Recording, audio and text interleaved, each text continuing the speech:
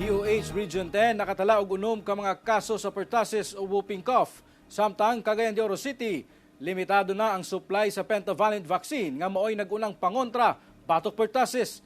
Ani ang report.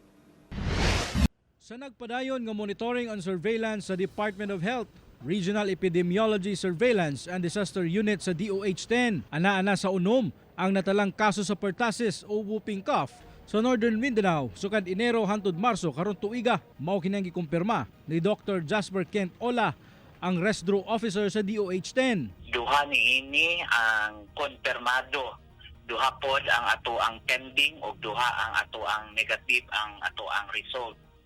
No, so ang distribution ani isa sa Misamis Occidental, isa sa Misamis Oriental, isa sa Bukidnon, tulo ang Cagayan de Oro. Ang unom ka mga pasyente pulos nag-edad og 1-year-old paubos. Hinoon anaala sila sa maayong kahimtang ug ang uban nakagawas na sa ospital. Nahatagan na sab ang mga pasyente og kumpletong dose sa pentavalent vaccine nga mao'y nagunang pangontra sa pertussis. Samtang sa Cagayan de Oro City, limitado kuno ang supply sa pentavalent vaccine sa syudad.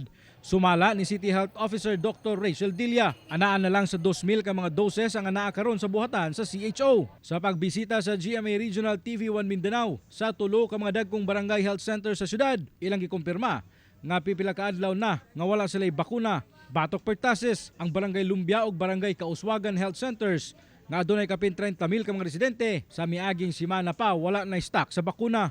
Nakatagwa mi last week og pentavalent. Oo, then gi-prioritize lang namo ang katong wala pa gid matagai. Wala pa yung sa first dose.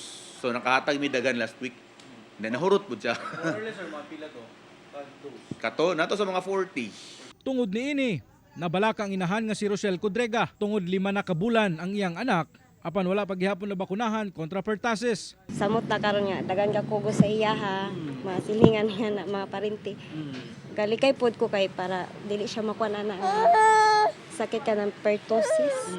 Dili man ni siya kay sa Cagayan de Oro lang, dili lang po ni siya sa tibuok Region 10 but the entire country naatay mga limited na availability sa ato ang vaccine. Limitado ang supply pero gapaningkamot ang syudad na gipanguluhan sa atong Mayor Clarix Uy na mabakunahan gyud ang mga kabatanunan. Kauban si Makoy Sempron sa kamera.